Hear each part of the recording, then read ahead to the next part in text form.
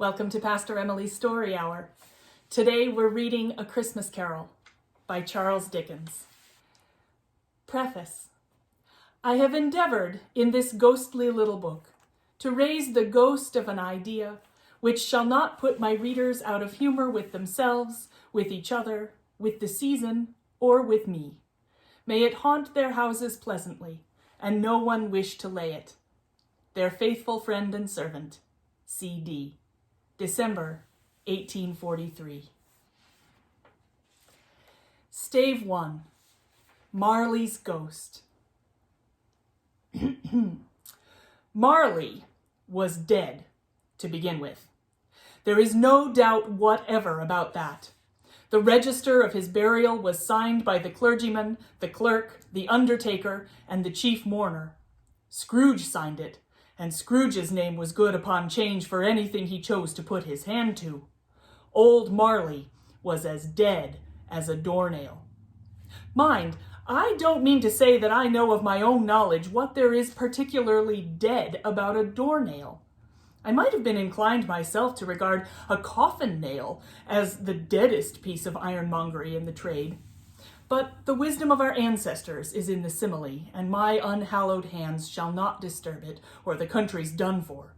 You will therefore permit me to repeat emphatically that Marley was as dead as a doornail. Scrooge knew he was dead? Of course he did. How could it be otherwise? Scrooge and he were partners for I don't know how many years. Scrooge was his sole executor, his sole administrator, his sole assign, his sole residuary legatee, his sole friend, and sole mourner. And even Scrooge was not so dreadfully cut up by the sad event, but that he was an excellent man of business on the very day of the funeral, and solemnized it with an undoubted bargain. The mention of Marley's funeral brings me back to the point I started from.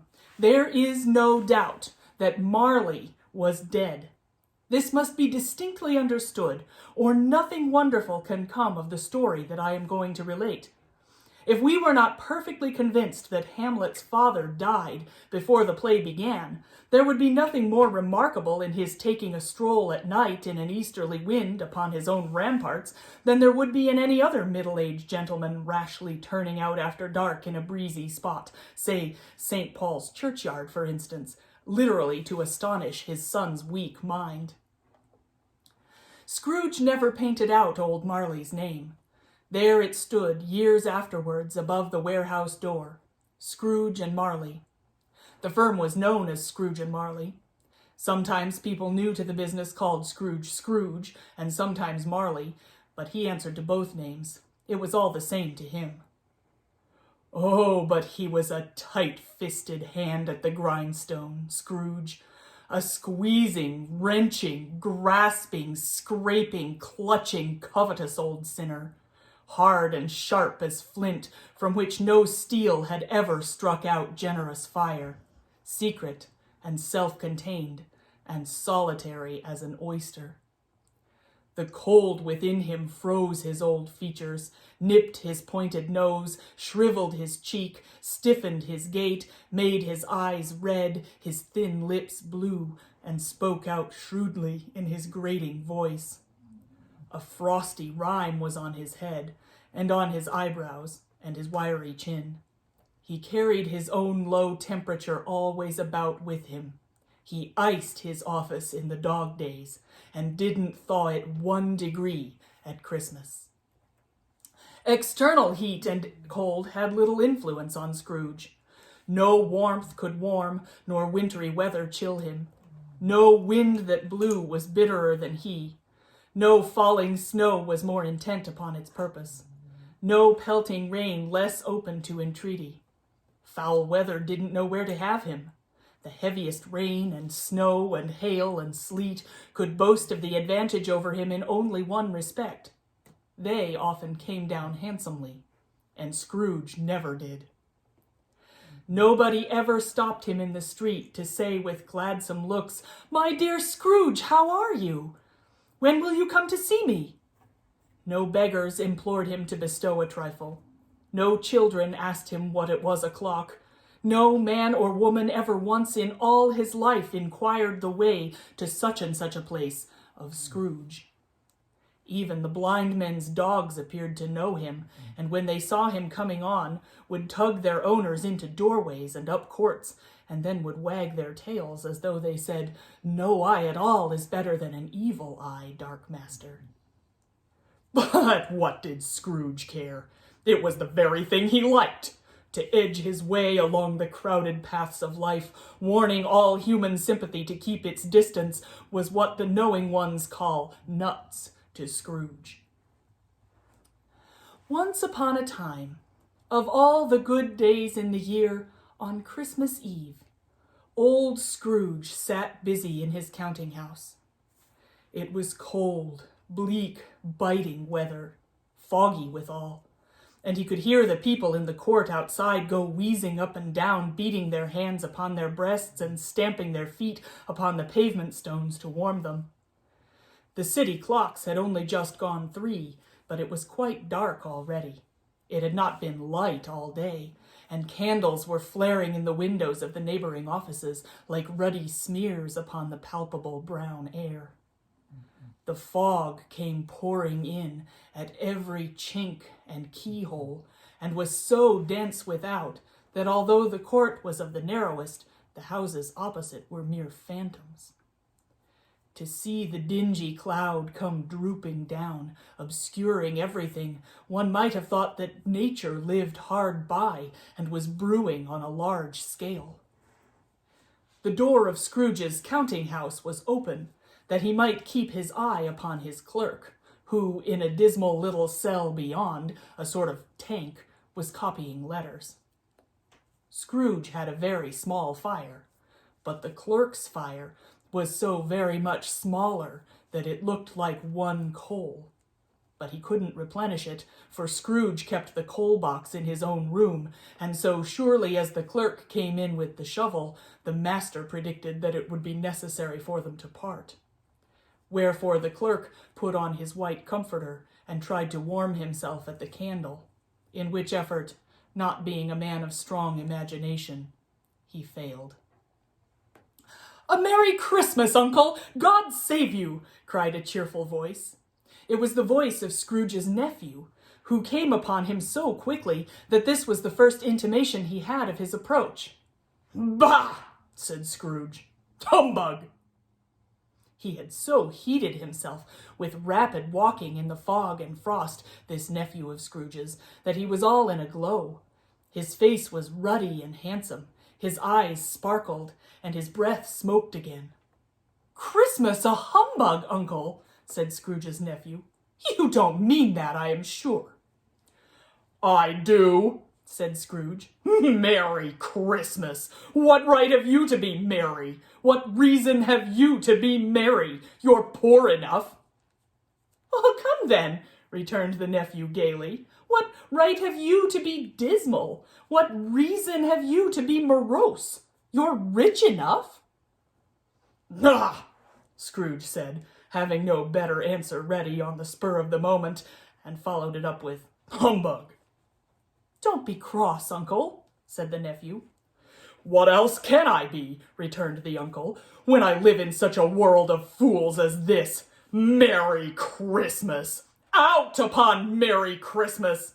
What's Christmas time to you but a time for paying bills without money? A time for finding yourself a year older and not an hour richer?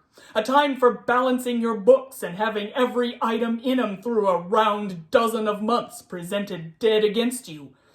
If I could work my will," said Scrooge indignantly, "every idiot who goes about with Merry Christmas on his lips should be boiled with his own pudding and buried with a stake of holly through his heart, he should."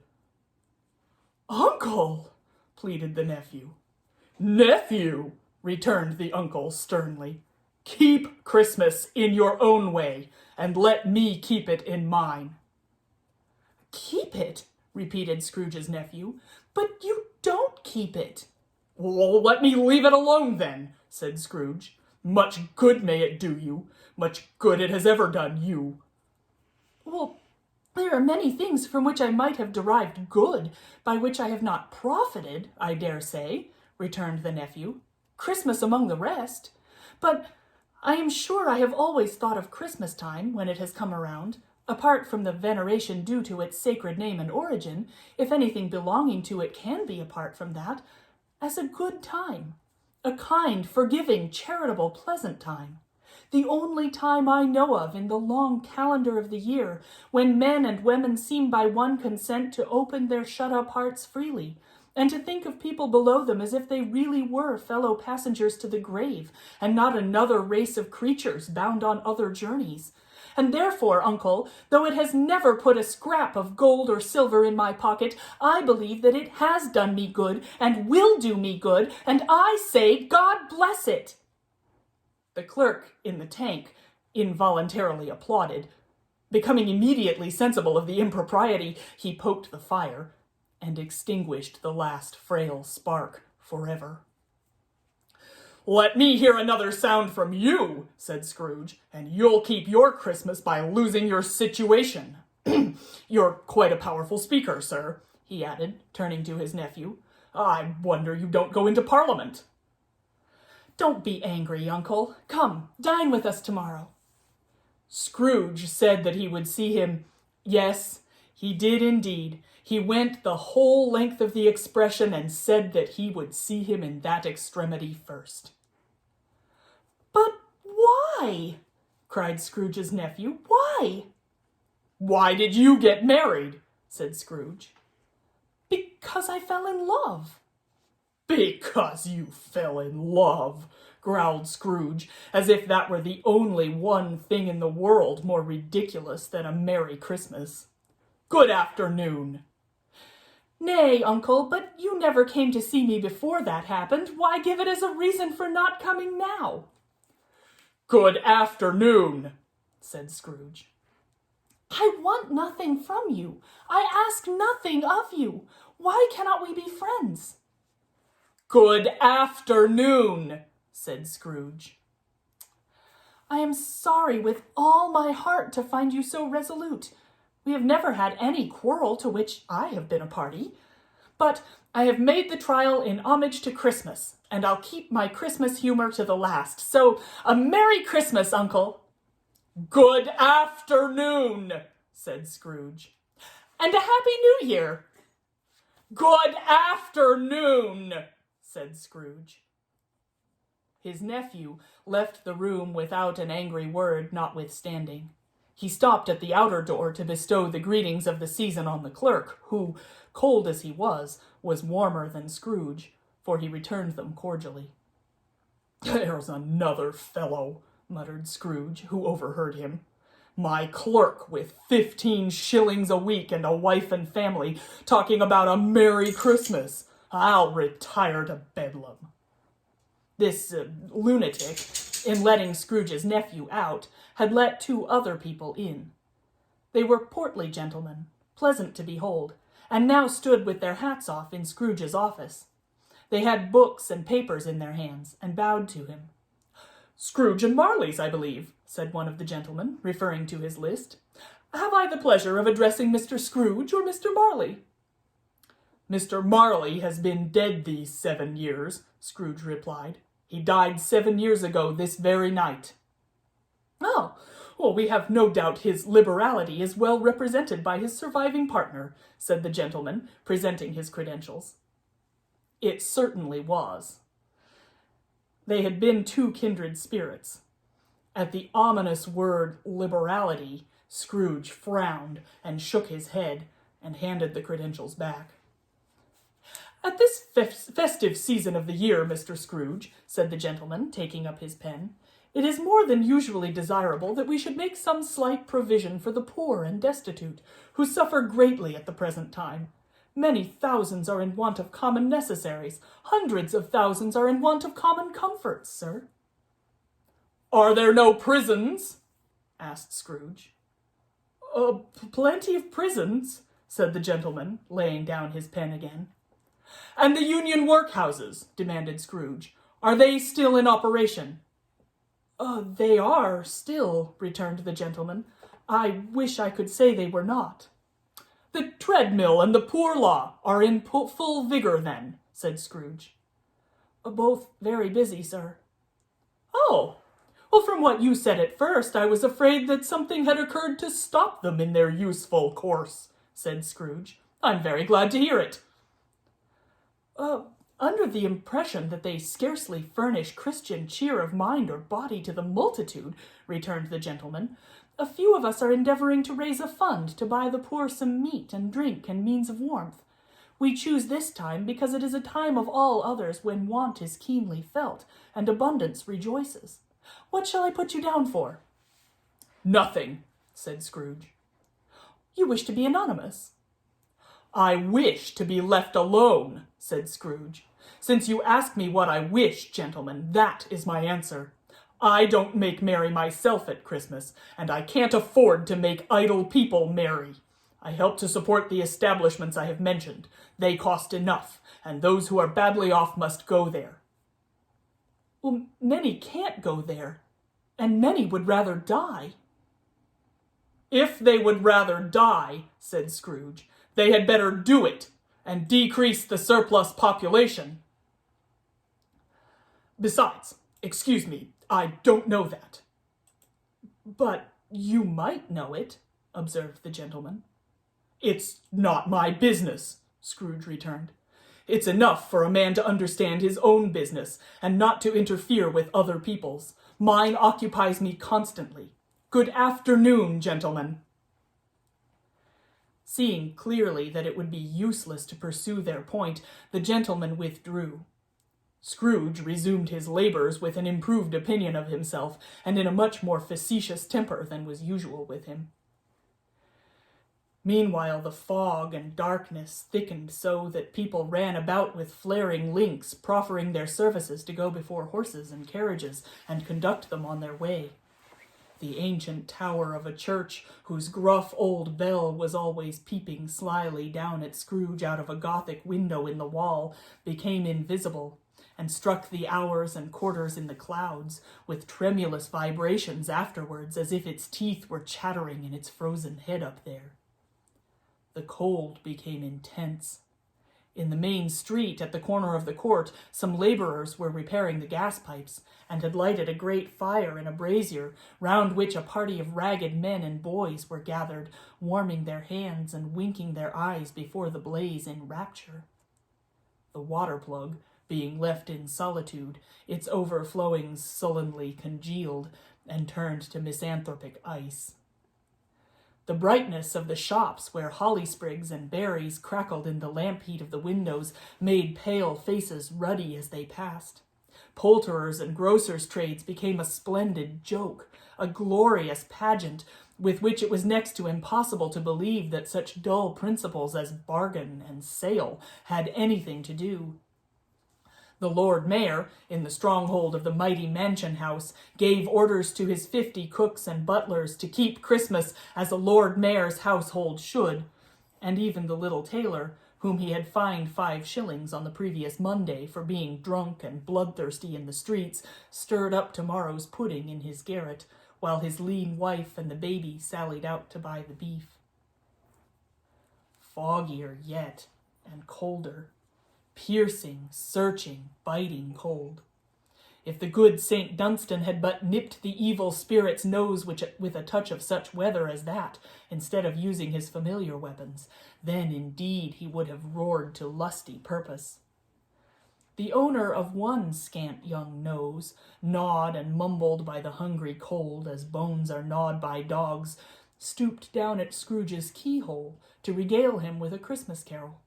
But at the first sound of "God bless you, merry gentlemen, may nothing you dismay," Scrooge seized the ruler with such energy of action that the singer fled in terror, leaving the keyhole to the fog and even more congenial frost. At length, the hour of shutting up the counting-house arrived. With an ill will, Scrooge dismounted from his stool and tacitly admitted the fact to the expectant clerk in the tank, who instantly snuffed his candle out and put on his hat. "You'll want all day tomorrow, I suppose," said Scrooge. If quite convenient, sir. It's not convenient, said Scrooge, and it's not fair. If I was to stop 1/2 crown for it, you'd think yourself ill-used, I'll be bound. The clerk smiled faintly. And yet, said Scrooge, you don't think me ill-used when I pay a day's wages for no work. The clerk observed that it was only once a year. A poor excuse for picking a man's pocket every 25th of December, said Scrooge, buttoning his greatcoat to the chin. But I suppose you must have the whole day.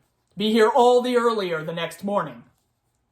The clerk promised that he would, and Scrooge walked out with a growl. The office was closed in a twinkling, and the clerk, with the long ends of his white comforter dangling below his waist, for he boasted no greatcoat, went down a slide on Cornhill at the end of a lane of boys 20 times in honor of its being Christmas Eve, and then ran home to Camden Town as hard as he could pelt to play at Blind Man's Bluff. Scrooge took his melancholy dinner in his usual melancholy tavern, and having read all the newspapers, and beguiled the rest of the evening with his banker's book, went home to bed. He lived in chambers which had once belonged to his deceased partner. They were a gloomy suite of rooms in a lowering pile of building up a yard where it had so little business to be that one could scarcely help fancying it must have run there when it was a young house, playing hide-and-seek with other houses, and have forgotten the way out again. It was old enough now, and dreary enough, for nobody lived in it but Scrooge, the other rooms being all let out as offices. The yard was so dark that even Scrooge, who knew its every stone, was fain to grope with his hands. The fog and frost so hung about the black old gateway of the house that it seemed as if the genius of the weather sat in mournful meditation on the threshold. Now, it is a fact that there was nothing at all particular about the knocker on the door, except that it was very large.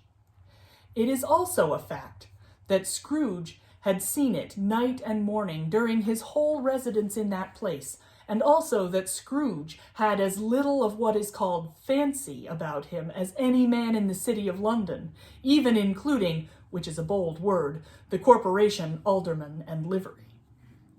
Let it also be borne in mind that Scrooge had not bestowed one thought on Marley since his last mention of his 7 years dead partner that afternoon.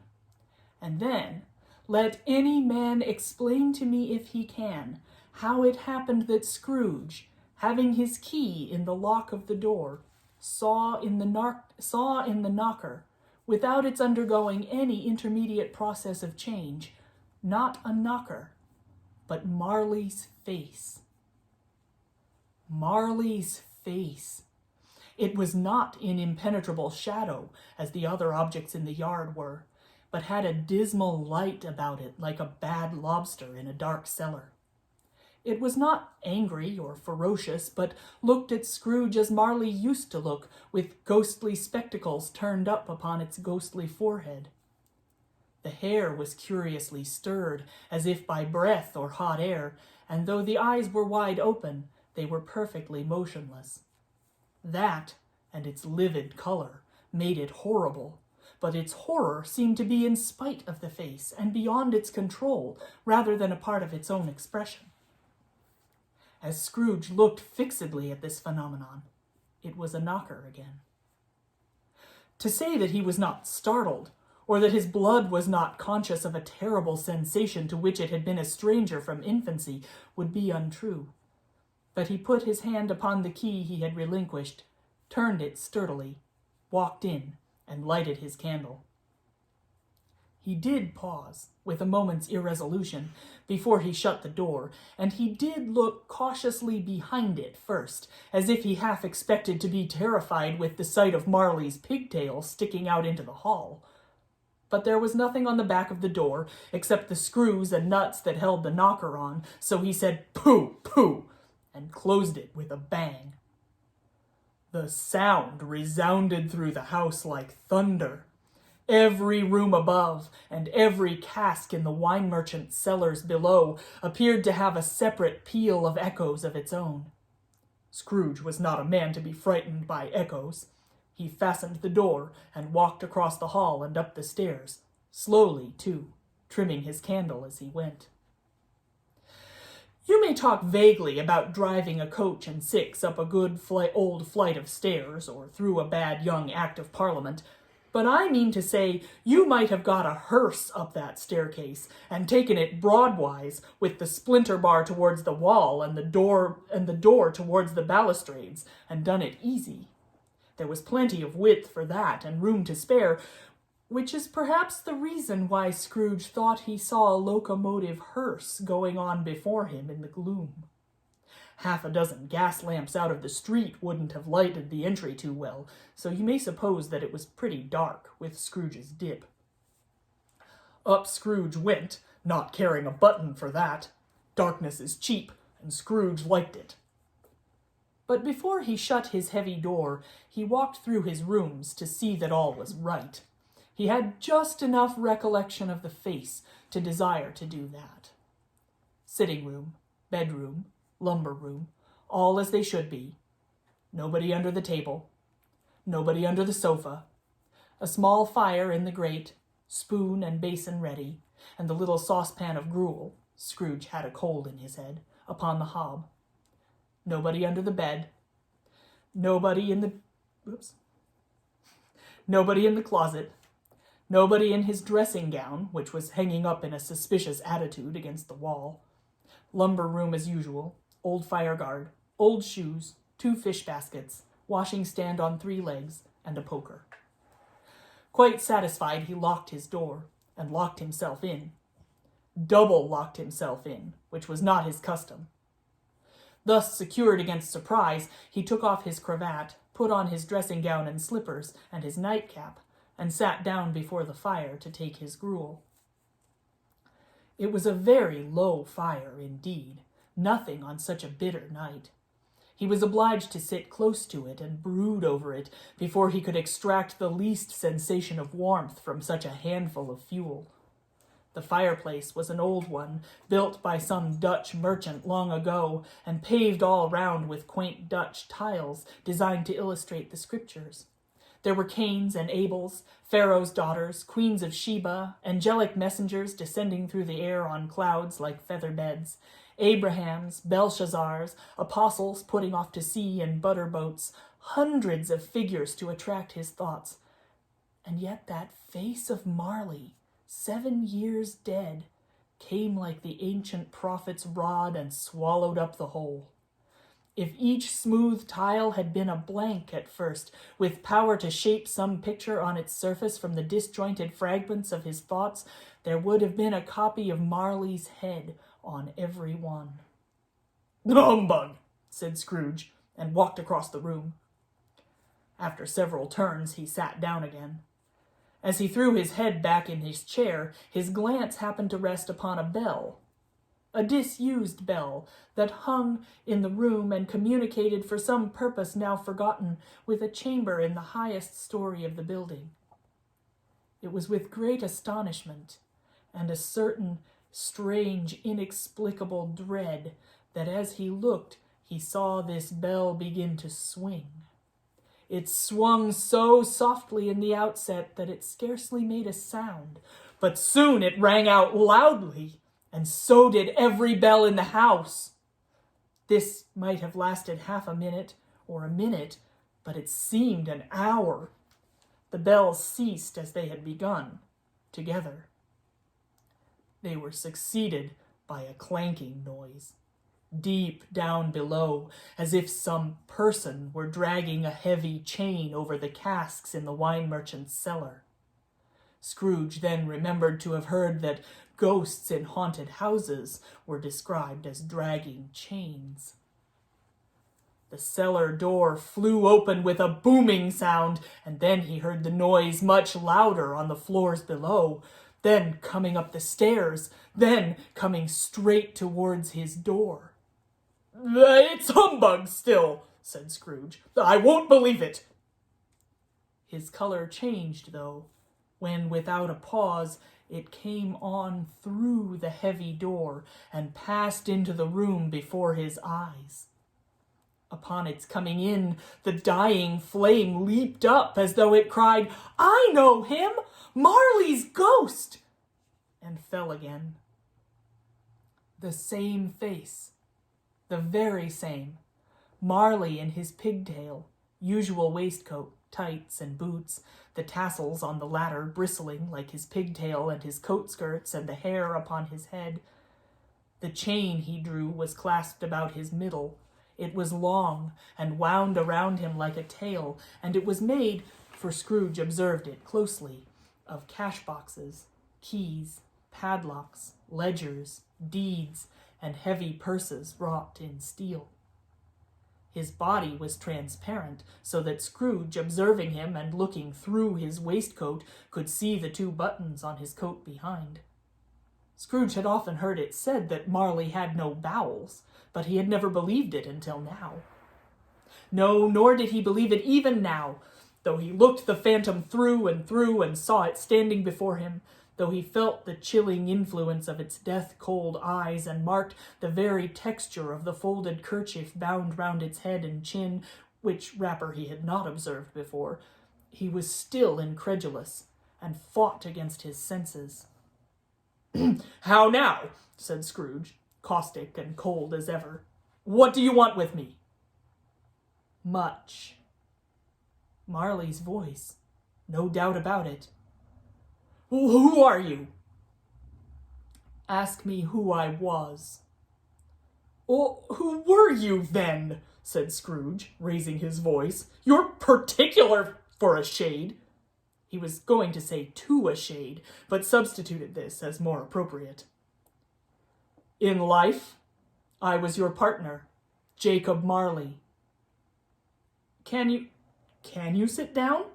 asked Scrooge, looking doubtfully at him. "I can." "Well, do it, then." Scrooge asked the question because he didn't know whether a ghost so transparent might find himself in a condition to take a chair, and felt that in the event of its being impossible, it might involve the necessity of an embarrassing explanation. But the ghost sat down on the opposite side of the fireplace as if he were quite used to it. "You don't believe in me," observed the ghost. "I don't," said Scrooge. "What evidence would you have of my reality beyond that of your senses?" "I don't know," said Scrooge. "Why do you doubt your senses?" "Oh, because," said Scrooge, "a little thing affects them. A slight disorder of the stomach makes them cheats. You might be an undigested bit of beef, a blot of mustard, a crumb of cheese, a fragment of an underdone potato. There's more of gravy than of grave about you, whatever you are." Scrooge was not much in the habit of cracking jokes, nor did he feel in his heart by any means waggish then. The truth is that he tried to be smart as a means of distracting his own attention and keeping down his terror. For the spectre's voice disturbed the very marrow in his bones.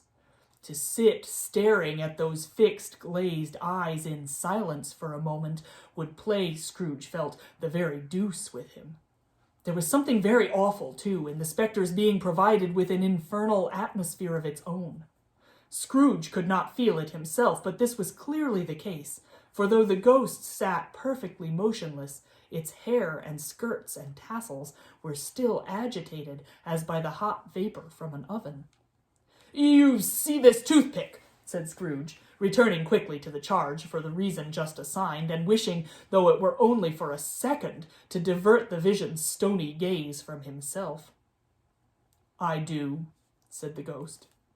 "You are not looking at it," said Scrooge.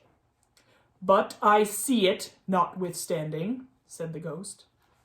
"Oh, well," returned Scrooge, "I have but to swallow this and be for the rest of my days persecuted by a legion of goblins, all of my own creation. Humbug, I tell you! Humbug!" At this, the spirit raised a frightful cry and shook its chain with such a dismal and appalling noise that Scrooge held on tight to his chair to save himself from falling in a swoon. But how much greater was his horror when the phantom, taking off the bandage round its head as if it were too warm to wear indoors, its lower jaw dropped down upon its breast. Scrooge fell upon his knees and clasped his hands before his face. "Mercy!" he said. "Dreadful apparition, why do you trouble me?" "Man of the worldly mind," replied the ghost, "do you believe in me or not?" "I do," said Scrooge. "I must. But why do spirits walk the earth, and why do they come to me?" "It is required of every man," the ghost returned, "that the spirit within him should walk abroad among his fellow men, and travel far and wide. And if that spirit goes not forth in life, it is condemned to do so after death. It is doomed to wander through the world. Oh, woe is me! And witness what it cannot share, but might have shared on earth and turned to happiness." Again the spectre raised a cry and shook its chain and wrung its shadowy hands. You are fettered," said Scrooge, trembling. "Tell me why." "I wear the chain I forged in life," replied the ghost. "I made it, link by link and yard by yard. I girded it on of my own free will, and of my own free will I wore it. Is its pattern strange to you?" Scrooge trembled more and more.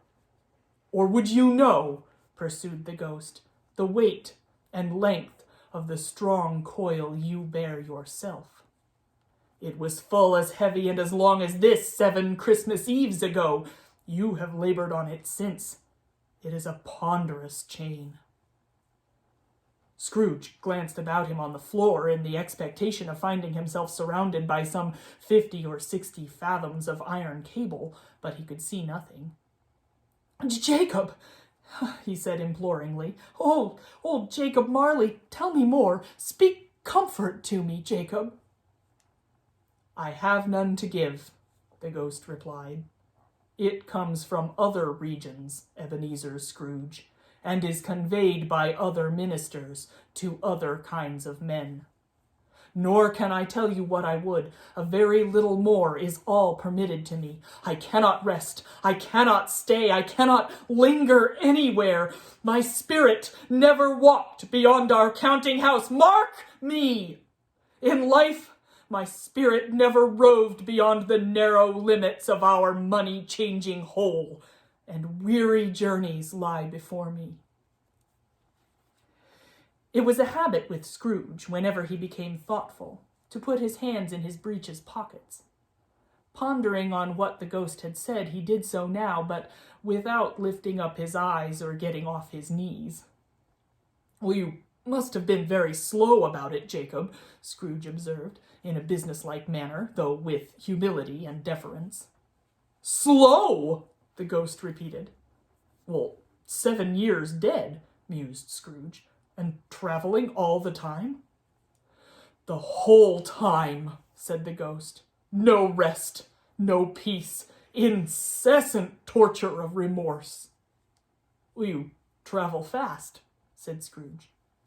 "On the wings of the wind," replied the ghost. "Well, you might have got over quite a quantity of ground in 7 years," said Scrooge. The ghost, on hearing this, set up another cry, and clanked its chain so hideously in the dead silence of the night that the ward would have been justified in indicting it for a nuisance. "Oh, captive, bound and double-ironed," cried the phantom, "not to know that ages of incessant labor by immortal creatures for this earth must pass into eternity before the good of which it is susceptible is all developed. Not to know that any Christian spirit working kindly in its little sphere, whatever it may be, will find its mortal life too short for its vast means of usefulness. Not to know that no space of regret can make amends for one life's opportunities misused. Yet such was I. Oh, such was I. But you were always a good man of business, Jacob, faltered Scrooge, who now began to apply this to himself. Business! Cried the ghost, wringing its hands again. Mankind was my business. The common welfare was my business.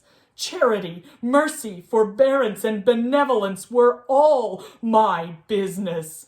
The dealings of my trade were but a drop of water in the comprehensive ocean of my business. It held up its chain at arm's length as if that were the cause of all its unavailing grief, and flung it heavily upon the ground again. At this time of the rolling year, the spectre said, I suffer most. Why did I walk through the crowds of fellow beings with my eyes turned down, and never raise them to that blessed star which led the wise men to a poor abode? Were there no poor homes to which its light would have conducted me? Scrooge was very much dismayed to hear the spectre going on at this rate, and began to quake exceedingly. Hear me, cried the ghost. My time is nearly gone. I will, said Scrooge, but don't be hard upon me. Don't be flowery, Jacob, pray. How it is that I appear before you in a shape that you can see, I may not tell. I have sat invisible beside you many and many a day. It was not an agreeable idea. Scrooge shivered and wiped the perspiration from his brow. That is no light part of my penance, pursued the ghost. I am here tonight to warn you that you have yet a chance and hope of escaping my fate, a chance and hope of my procuring Ebenezer.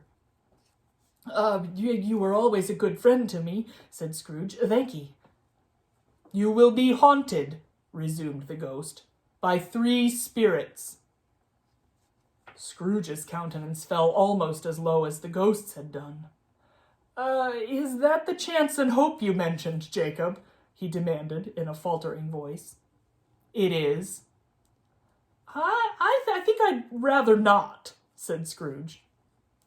Without their visits, said the ghost, you cannot hope to shun the path I tread. Expect the first tomorrow, when the bell tolls 1. Couldn't I take 'em all at once and have it over, Jacob? Hinted Scrooge. Expect the second on the next night at the same hour, the third upon the next night, when the last stroke of 12 has ceased to vibrate. Look to see me no more, and look that for your own sake you remember what has passed between us. When it had said these words, the spectre took its wrapper from the table and bound it round its head as before. Scrooge knew this by the smart sound its teeth made when the jaws were brought together by the bandage. He ventured to raise his eyes again and found his supernatural visitor confronting him in an erect attitude, with its chain wound about its arm. The apparition walked backward from him, and at every step it took, the window raised itself a little, so that when the spectre reached it, it was wide open. It beckoned Scrooge to approach, which he did. When they were within 2 paces of each other, Marley's ghost held up its hand, warning him to come no nearer.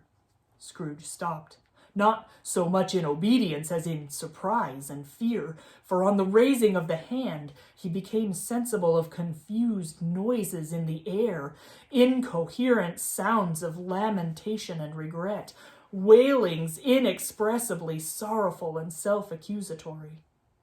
The spectre, after listening for a moment, joined in the mournful dirge, and floated out upon the bleak, dark night. Scrooge followed to the window, desperate in his curiosity. He looked out. The air was filled with phantoms, wandering hither and thither in restless haste and moaning as they went. Every one of them wore chains like Marley's ghost. Some few, they might be guilty governments, were linked together. None were free. Many had been personally known to Scrooge in their lives. He had been quite familiar with one old ghost in a white waistcoat with a monstrous iron safe attached to its ankle, who cried piteously at being unable to assist a wretched woman with an infant whom it saw below upon a doorstep. The misery with them all was clearly that they sought to interfere for good in human matters, and had lost the power forever. Whether these creatures faded into mist or mist enshrouded them, he could not tell. But they and their spirit voices faded together, and the night became as it had been when he walked home.